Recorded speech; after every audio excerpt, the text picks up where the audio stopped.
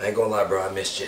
Man, what? You were gone for a minute. It didn't feel like too long though. Bro, I was at work like, yo, Mo ain't about to come back. He about to just quit. I think Mo put in his resignation letter. A 2-week notice. I'm not even gonna do a 2-week notice. I'm just gonna stay in notice. They were like, have you seen Mo? Nah. You know what I'm doing? I'm gonna send a 2-week notice like hieroglyphics. Just send it out to him. I feel like man swooping down with eagle. Like, what the fuck that mean? Oh man. Alright, well, look, bro, I think for this episode we need to address the fact that like you've been gone for a minute. Maybe people didn't know. Maybe they didn't realize through the episodes, but you've been gone for a while. Right. I feel like Mace. Welcome back. Welcome back. Welcome back. When he left becoming a Hafiz. And then came back. Brother, calm down. No, I did that when I went to Umrah, but not this time Egypt. It's different. It's Hey. different. Remember that joke? Yo, I'm not gonna lie, dog. I was like, Mo, calm down. Bro, did you see that tweet? No This social man, media, brother. this No man was social wearing media. sandals for 5 months. I was wearing regular clothes, going to work with my throw on, like, This no, man. like, you got a business meeting today. No. No. This is my business. That is not going to help me get to Jannah at all. Oh man, this trip was a little bit different though. It was very insightful. But in Egypt, there's a lot going on. One thing that my mom said, I was talking to her about my trip. That was very important and crazy at the same time. She was like, America is not a Muslim country, but there's Islam everywhere. There's like, you have other Muslims countries that are Muslim countries, but you don't see any Islam. It made sense, but I was like, give me an example. For example, there's somebody here that is dying or needs help. Here, it doesn't matter if he's rich, poor, black, white. They're gonna help him. They might hit him with the bill at the end, but they're gonna make sure he's good first. Over there, like, yeah, let that poor man die. You know what I mean? Dang. Like, yeah, basically, yeah, let him. Wow. I mean, he's gonna be okay. He has no money. He'll be alright. Like, that's not what Islam is about. You know? Yeah. So, when I came back, you know, America is the greatest country, man. It's crazy. It is the greatest country. We have our faults, just like everybody else. Oh, for sure. I'm not saying I'm gonna stay here forever, but I came back. I saluted the flag. You know what I mean? I was like, yo, God, Allah bless America, man. I feel like Allah really did bless America, man, for all these different reasons. You know? All right. Before we go any further, I think we should sign in. Yes. What's going on, everybody? This is Jabril Salam. And Muhammad Hassan. And you were listening to the Young and Muslim Podcast. Assalamu alaikum, fellas. Rahmatullahi wa barakatuh. And all the Muslim women ladies listening. Actually, all the women listening. Yeah. Anybody that's listening, we appreciate you. Yes, thank Just you. straight up. Thank you. So, you just got back from Egypt. I did. Well, I kind of spoiled. I was gonna say, where did you just get back from? No. So we had pre-recorded episodes. For anybody that didn't notice that, they were pre-recorded. We tried like to not keep dates. It's funny because I was going through like editing the videos, and you were like, "Yeah, guys, 2018." I was like, "Oh, this is going out 2019." Oh crap! All right, so then we had to like restart it over, and I was dying. But yeah, so we prepared for it for the podcast, but it was very different with you being in Egypt. Anybody that follows us on Instagram or Twitter, you saw like a lot of posts from Egypt, and it seemed like it was a very insightful trip. So like, what was one of the most eye-opening things that you saw when you went back home? There was a lot of things, but the most thing I would say the most eye-opening was just how people were living, right? Because when I'm in Egypt, I live in both the city, which is Cairo, and then I live in the Beled. Beled means just our home, like our village. So my Beled is like an hour away from Aswan, and when I went there, it's all black people, right? Because it's all the Nubian tribes, and when we were there, I'm just like, oh my, like this is awesome. Like we own homes out here. We provide for ourselves. We own our own businesses. We shop. You know, we grow our own food. Like, this was like the Black Wall Street in a way. Like I was like, this is awesome. And then I see kids right after they get off school. What are they doing? They're at their mom and dad's shop, helping their parents. You know, so they're learning those skills too. The only thing that got me that I did not like was that even within the Nubian tribe, we're still segregated. Oh, you're not from this tribe. You're not from this tribe. We think we're better than each other. So one thing that I do like in America, and we do have a fault, is that we unite ourselves as being Muslims. Because it's not a Muslim country. You feel me? Yeah. So like, we're Muslim, we got to stick together. Over there, it's like, I know you're Muslim. What else? You know? Yeah. Sadly. I think it's like that in this country on a broad sense, right? Like in the broad sense, it's like, if you, like, for me, like, if you see any other Muslim, you know that Muslim, regardless of nationality, you're like, oh, what's up, brother? But in the Muslim community, there's still a lot of segregation as far as, like, you know, your tribe, where you're from. Like, your tribe can just be your nation of origin. You know what I'm saying? So, like, if I see some African Americans, I'm more inclined to talk to them or people that look like me than not. You know what I'm saying? And I'm not just saying me. I mean, like, I think that's for everybody. Like, we all have this preference to be with people that we feel are more like us. Yeah. You know? Smoke, and there's nothing wrong with that. No, and not that's at all. why I noticed out there. I was like, people just love, like, they just loved each other's company. And everything. Time was moving slow. There was times where we just legitimately would just sit down and just talk for hours, telling us about our history, like where we came from, why we live here, right?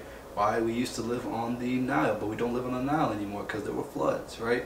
So we had to, so we got pushed out by the government because they thought it was unsafe. But then at that point, we lost all of our luscious land. We lost our prime location. You know, obviously we still live in a very, very nice place. But where we're at right now, it's a little bit, it's like an hour away from Aswan, which is like the main city. Is Aswan on the Nile? It's on the Nile. Okay, so the government moved you guys from there. Yes, pushed us out like an hour south, basically. So is the Nile kind of like a beach for a lot of people? Like, do people go to the Nile to just like hang out there? And the Nile is everything. It's a place of pleasure, a place of business, a place for tourism, a place for farming. You know. Okay. So it's crazy. That makes sense. It's crazy what water can do. Something simple, just having like water, can really make or break a society. I mean, bro, you see that in America. If you look at like a heat map of where most people are there, everybody's generally near bodies of water, fresh water specifically. You know, so like that's why in the Midwest you don't see so many people. Yes. Yep. You know? That's how it is in Egypt. When I was looking at heat map, exactly what you said. 85% of people in Egypt live along the Nile. Oh wow. It's a majority of people, but for the several reasons that I just stated. You know. Yeah, you guys had to get away from it. Yeah. So. I mean, the trip overall was awesome. It was splendid. I wish I could spend more time out there.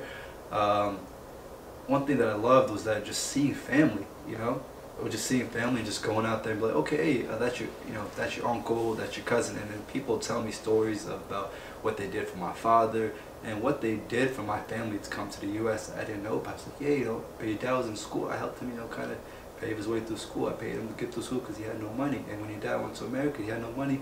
We sent him money over there, you know, just to make sure you guys were good in America. And I was like, I didn't know that, you know? Yeah. And for me to meet those people, I came back and I realized like nothing is done alone, right? Oh yeah. Yeah, nothing is done alone. Like your family, yeah, they came here, yeah, they're doing their thing, but how did they get here, right? How did they get this funds? Who sponsored their visa? Who paid for them to get here? So you gotta really, you gotta look at it like with a broader sense, like. Yeah, I'm here living for myself, but at the same time, I can't forget where I came from. But at the same time, you do have people there back at home just because they think they're family, and you're over here working your butt off. What, 50, they take 60, advantage 70, of that? They take advantage of it, you know? I was over there and people just already asking for handouts. They got their handout. I'm like, yo, bro, like, just for you, like, you probably have more money than me. I'm in debt. You know what I mean? Like, I'm in debt. You feel me? So you guys are already in a better...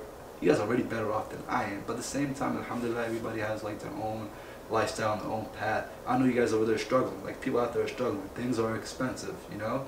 So it's not as easy, but at the same time, family or not, you gotta realize like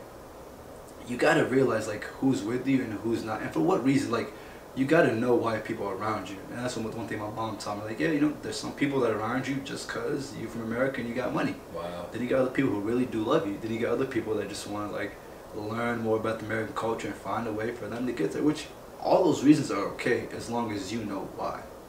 You know.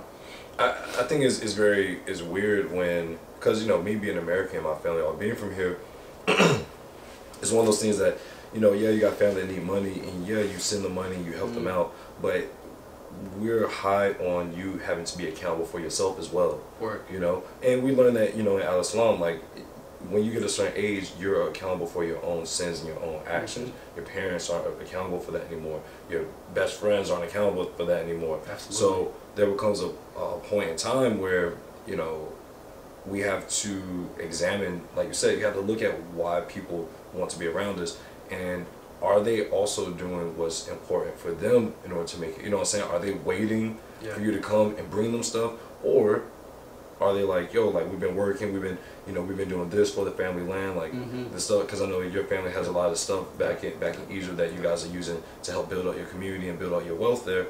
It's like, are they helping with that, or are they kind of just waiting, you know? And so it's the same here. It's like we have family.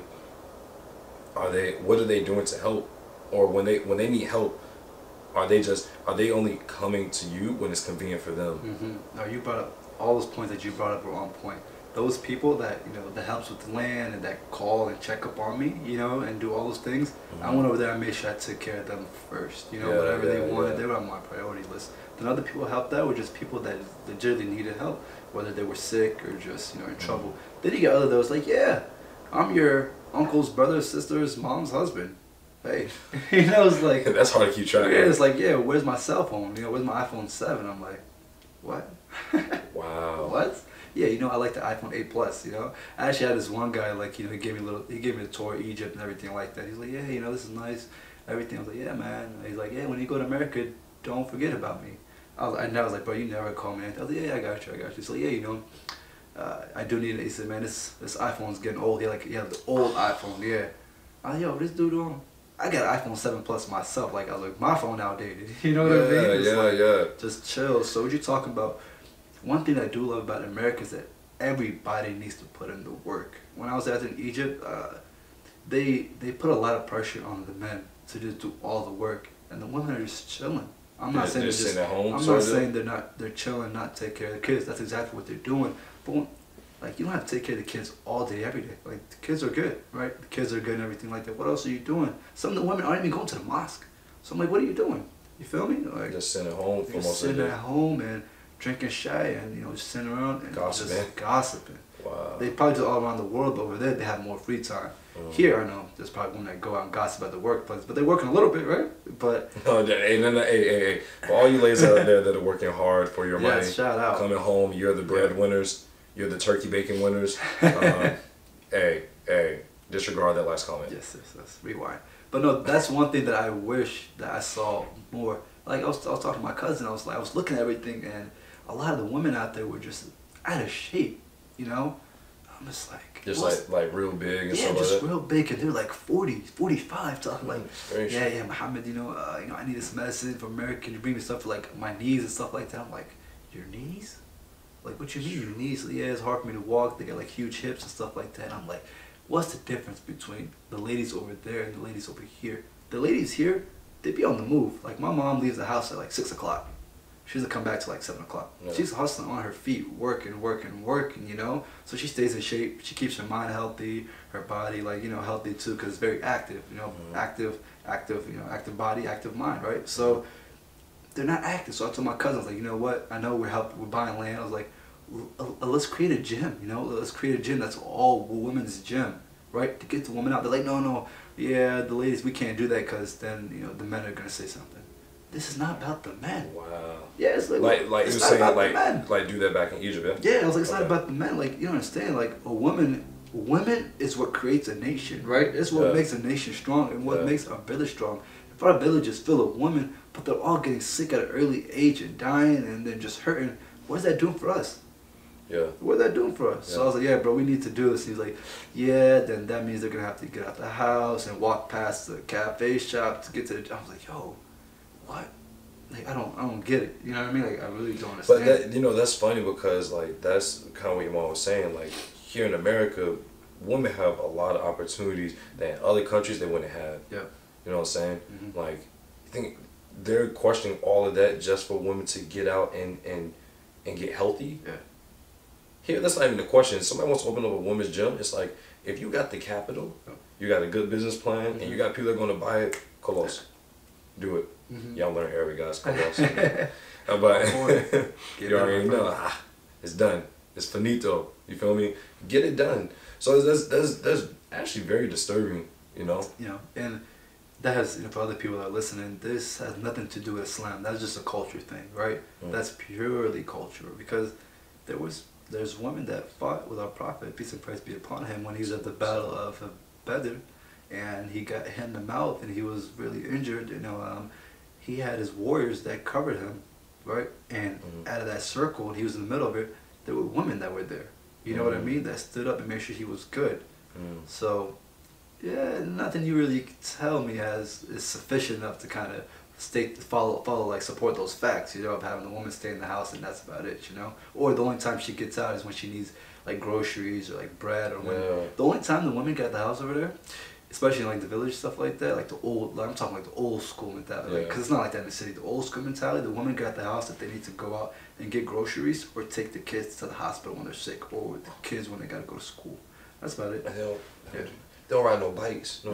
They don't walk up the street. I mean, they gotta know what. I mean, yeah, if they're gonna go visit other women. But they're not just out there like, oh, let's walk so we can get some fresh air, so we can exercise. Yeah. And then I mean, there's certain parts of the night where they can't really be out either, which makes sense. There's certain parts, certain time of the night. I think it's the same here. So like, the same thing exactly. There's certain nights, certain times. There's certain times of nights where I won't go out. Yeah, right. Especially by yourself. Yeah. Wow. Yeah. Wow. So what was it like being? Because you know here the adhan doesn't go off loud enough so that everybody can hear it, right? So you would imagine that in a nation where you know Islam is the dominant religion, that the adhan goes off and everything shuts down and everybody kind of just boom, they leave and they go straight to pray. Is it like that in Egypt? That's the most beautiful thing. Yeah. Friday, everybody's closed on Friday. It's Juma. Yeah. And then over there, all the shops are closed down until after Dhuhr prayer. Right. Wow. So they give you time to wake up for Fajr, you know, good time to do whatever you need to get done, right? So when I'm at the bed, you know, I'm sleeping, everything like that, and I hear like the rooster crow, I'm like, oh man, it's that time. And I hear the adhan just going on, just like Allahu Akbar, you know, it's just so beautiful. I'm just like, you know, it's liberating. I just open my eyes, I'm like, okay, I'm ready, and I go and I wash up, and legit, it's a 2-minute walk.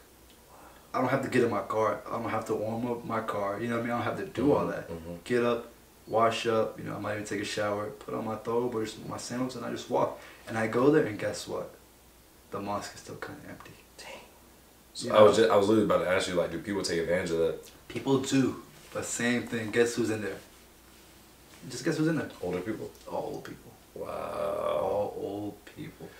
And it's the same people I see, because I went to Fajr there for like majority of the time to the mosque, because I was like, dude, I don't get this in America, so I'm going to try to pray. I was trying to at least pray almost all of my prayers at the mosque, because it was right there. In my village, there was like 2 or 3 mosques. They're all walking distance. Wow. So it's legitimately no excuse. So I'm like, okay, you can't wake up for Fajr because you were working on it. I got that. But then I saw people, when it was Dhuhr, Asr, and Maghrib, just the dance going off, and they're just working the opposite. They're walking the opposite way. I'm like, yo, where y'all going? Yeah, like the prayers going off. Yeah, you know, we got stuff to do, you know, or we'll catch the next one. Catch the next one. Like it's a bus. Yeah. You know, Sister Hadra said something to me, and I always remember this when it's prayer time and I get busy, right? And sometimes, like there was one work day, like, bro, I'm really ashamed to say this because this rarely happens, but I was working, something came up, I left out, and I came back, and I was supposed to go back out to go to Juma. I worked all the way through Juma, and by the time I realized I missed Juma, it was already 4 o'clock. I missed Juma and I missed Asr, and I was like, bro, I was depressed that day because I was like, wow, I was so disappointed in myself. Sister Hadra said that, you know, you're always in between prayers. Yes. You're always in between one prayer to the next prayer. And she was like, you know, if something happens to you and you didn't get a chance to make one prayer, like, you're going to wish that you made that last prayer, you know? And so, like, you know, and there's sometimes, like, you just, like, last night, like, we were just busy on the road, here, there. And it was like I just didn't have the opportunity to take that time out. But, you know, subhanAllah, like, you take the time to praise our Creator, praise our Lord, and you figure out how to make that time work for you, you know? A good friend of mine, I was on the way to this conference, and she was like, you know, you need to pray Maghrib. And she was getting over like, you need to pray. Pull over. And I was like, wow, like, that's how you know somebody cares about you, when they're like, nah, just pull over, you know? Pray in your car if you have to. And I do pray in my car. A lot of times, like, when I first moved here, I would forget to pray Fajr in the morning because I wake up early enough. But I was like, I just had to get ready, wake myself up and stuff. And then I get to my car and I'm like, oh crap. And so I just pray Fajr right in the car while I was warming up, you know, instead of going back in and taking my shoes. I just do it right there because I just make ghusl. So Yeah, dude, we're always in between prayers. So it's very interesting to hear that, even in this country where it's predominantly Muslim, there's mosques, like there are churches in America, Yes. you know what I'm saying? Every corner there's a mosque that people are still kind of just like, I'll deal with that later. But what's the difference here? You go to churches and you see, even those many churches are empty. I've been inside churches before, and there's a whole bunch of them. I look inside, they might be only packed on Sunday. Okay, so when Jummah comes around, it's packed. Packed Friday, to the yeah. brim. Yeah. Oh yeah. But see, packed to the they brim. pray differently than us though. Like Christians And don't. there's only one Jummah prayer too. There's not like 3 or 4. There's only one Jummah Yeah. prayer, like one time. So yeah. Well, take away church, right? Take Mm-hmm. away Sunday, and for the most part, most Christians only go on Sundays when you are supposed to be actively involved with the church. But they aren't. There's no commandment for them to pray 5 times a day. Yeah. So for us, 5 times a day is like it's obligatory. So for us, we're like, yo, all right, let's go to the mosque. If we can get there, let's go to the mosque, right? It's not the same for Christians. It's nowhere near the same. So it's very hard to compare attendance. You know what I mean? It's very hard to compare like, oh, the church is always empty. Well, there's nothing requiring them to be there 5 times a day. So what you're saying, that was a horrible analogy. I got you, bro. No, I'm not saying it's a horrible analogy. I got you. Yeah, but damn, bro, like that's a really dope trip. What was one of the most interesting things that you saw or like learned while you were there? Well, the most interesting thing over there is that you cannot have a routine over there. No? No. What? Over here, it's like, okay, you know what? Wake up. I'm going to the gym. I'm going to do that. Because everything here in America, when you expect something or plan it out, 9 out of 10 times, it's going to go as planned. Unless your car breaks down or something else happens, right? So for me, I'll get up, I'm like, bet, I'm about to get up, I'm about to go pray Fetish, and after that, I'm about to go to the DMV, which is out there in Egypt, because like to write some registration for my tax, and we're going to go out to lunch, we're going to come back and do that, perfect. I get up early in the morning, there's no water. Okay, so that just slowed down my day. Dang. Then after that, it's like, okay, fine, when the water came back up, the water was cold. That took another X amount of time. Then I had to heat up, I'm like, all right, cool. Now let's go out to the DMV. Went out to the DMV, instead of taking the 30 minutes that we expected, because that's how long the guy's going to take, it took 4 hours. Because the guy that was supposed to help us, he didn't show up. He showed up late, but who's gonna say nothing to him? Nobody gonna say nothing to him. You feel me? Wow. Then when we get there, he lollygag. You know how Egyptians do. He in there joint smoking a cigarette. Like, who you here for? Oh yeah, go have a seat. We got you. You can't do that with Egyptians. You can't have a seat. You gotta be in their face, like they're like on them. You gotta be on. That's how they are. And finally, when you're on, like all right, and then you slip them some money, and they let you through. Everything over there is money based. If you in a rush, That's corrupt as hell. if you in a rush, show me you in a rush. Like. Like how much is this time? Yeah, how bad is the time? So you gotta pay for your time over there. Here, I got a doctor's appointment at 2 o'clock. I'm gonna get in at 2 o'clock. If I'm late, they don't cancel my appointment. Nothing over there is done on time. So I was telling them, I was talking to my uncle. I was like, wow, you guys can only do like one thing a day. So if today I'm gonna go to the doctor, that might be the only thing I'm able to do. Wow. Yeah, so that's probably like the most interesting thing. It's like over there, it's like you can't. It's almost like how we should be thinking like Allah's the best of planners. When I went out there, I absolutely knew that. I was like, yeah, I knew that. I was like, yep, I can't. I can't compete with that. So what's one of the, I guess, the more worrying things that you saw out there? Something that like concerns you as far as like for your own safety, or maybe it was just like for the people that are there. So when I went there when I was younger, I was like, oh man, Egypt is a scary place. People out there, they're trying to rob and kill you. But then now that I got older, I'm going there. I'm like, yo, people are just hungry, bro. They're just hungry. They're starving, man. The government right now is just like legit, like food hungry. Yeah, or food hungry, man. Because like they're getting paid like nickels on the dollar, like for nothing, and then taxes. The gas prices went up like 200%. Bread went from like £1 to like £6 a kilo. Dang. So even just basic necessities like that, they're getting like, hit over the head, Yeah. And then the jobs aren't raising their prices, so everybody, you know what they're doing? Everybody's leaving Egypt. Everybody's going to Sudan, they're going to Canada, they're going to America, they're going to Saudi, they're going to X, they're going to this. Nobody can work in Egypt anymore.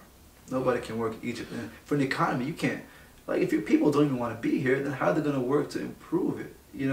So for me, I was sitting there, I was like, yeah, you know what, I can stay here for a few years and do business. And I saw how they do. I was like, I can't do business with none of these fools. Yeah, because it's a like business isn't like it is here. Over there, I might strike a deal. I might come back. The guy like, shit, rip the paper like, well, I guess, he went back to America.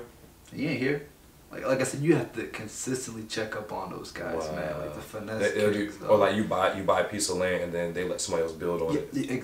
Exactly. Wow. That's how it would be. It's like, oh, I'm sorry. Well, if you want this back, you got to pay X amount. This. Yeah. Well, you left. You know, you weren't here when we took people in to start building. But this is my land. Yeah. Well. Yeah. So that's wow. That's I'm speechless. Yeah. That is wild, bro. Because if you did something like that here, you're dead. That's what I'm saying. That's Islam. You know, basically, when you have an agreement, you have an agreement. You stick to it. Over there, agreements don't matter. That's wild. It's only who has the most money. Yeah, we had an agreement, but the guy, he came 5 minutes after you. He had way more money, and he had euros. You had dollars. You know, like. Yeah, so that's probably the most disappointing thing that I saw, and what they're doing to the people out there, you know. So what's something that now that you're back here, you brought from there, and what's one thing that you know, you want people there to see from here? One thing that I brought from there to here is just a different type of attitude, you know. There will be times where I'll be super excited here, and sometimes I'll be just super sad. Now I'm at the point I'm just trying to stay just real mellow, you know what I mean? Just trying to stay in between, because, you know, I can't get so happy because I know there's other people around the world that just don't have this significance. You know what I'm talking about? That when I'm able to get my hands on, then I can't get too sad, because I'm like, yo, no matter what happens here, I'm still alright. You know what I mean? Like this is not that bad. Like we're not going through the struggle like that, you know? Yeah. So that's why I say just a new, you know, just attitude. And one thing I wish they would get from over there that, you know, about the U.S. is that try to rebuild your nation. You know, that's one thing. I know my family's here and everything like that, but everybody's running away from the problem. You know, once inshallah, man, you know, God provides me with, you know, with different funds and different resources and a good team like, you know, you and everything like that. I'm gonna go back and help those people out. Yeah. But nobody even wants to be around Egyptians, and nobody even wants to be in Egypt no more, bro. Yeah. They're basically scaring their people out of their own country. You should run for president. Nah. One day run for president. Right? One day. Run for president. Muhammad Hassan. Well, Mo, look, bro. I'm glad you're back, man. I'm glad we're kicking off the year right, 2019. Happy New Year. Happy New Year. we didn't get a chance. We get a chance to say Happy New Year. Thank you so much. Oh my man. You know, like we got a lot of big things planned for this year, so it's like really exciting that you gotta take that time away, and now you get to come back and you're energized. Yep. And now I gotta figure out where I need to go. So I need to just go back. I told you that, bro. I need to go to North Carolina. When I came, I was like, bro, you gotta go somewhere. It doesn't matter where it is. You gotta go somewhere, but not like Europe or Canada. No, I need to go somewhere where I can just like I can see. This one guy, he's an actor. Not to cut you off. He just went to Ghana. What's the guy, the big buff guy? I forgot what his name is. I'll tell you later. But he just went to Ghana. He was like, what movie's in? What movie's in? Oh my God. But there's been a whole bunch of actors and people going to Ghana, musicians, all that. So it's not like new or anything. Yeah. But yeah, man, we'll definitely keep talking about this. We want to get our audience involved. Our audience, everybody, let Mo know how happy you guys are that he's back. We've been getting a lot of people hitting us up through Instagram, and especially Twitter. Twitter's been really popping lately. So you can find us on those platforms at Young, the letter N Muslim. So Young and Muslim. That's Instagram and Twitter. You can find us on SoundCloud. You can find us on Google Play. Yeah. Castbox. Anywhere you listen to iTunes. You can find us on iTunes, podcasts, whatever. Yeah, you can find us on Facebook as well. We're getting our Facebook. Like it up. YouTube. Facebook rolling. YouTube. And special mention to the Practical Muslim, the practicalmuslim.org. They allowed us to put our podcast episodes on their blog, and they have really cool blogs about what people are doing in the community. That's really cool, and just like the name says, about practicality within Islam. So go ahead and check them out. They have an Instagram page. My man Muhammad, he's a really good guy, and we really appreciate all his support and help. So with that being said, let's wrap this up, B. Let's wrap it up. All right, so for the last X amount of minutes, you have been listening to the Young and Muslim podcast. I'm Jabril Salam. And Muhammad Hassan. And thank you for listening. We greet you with the grace of peace. Assalamu alaikum. Goodbye.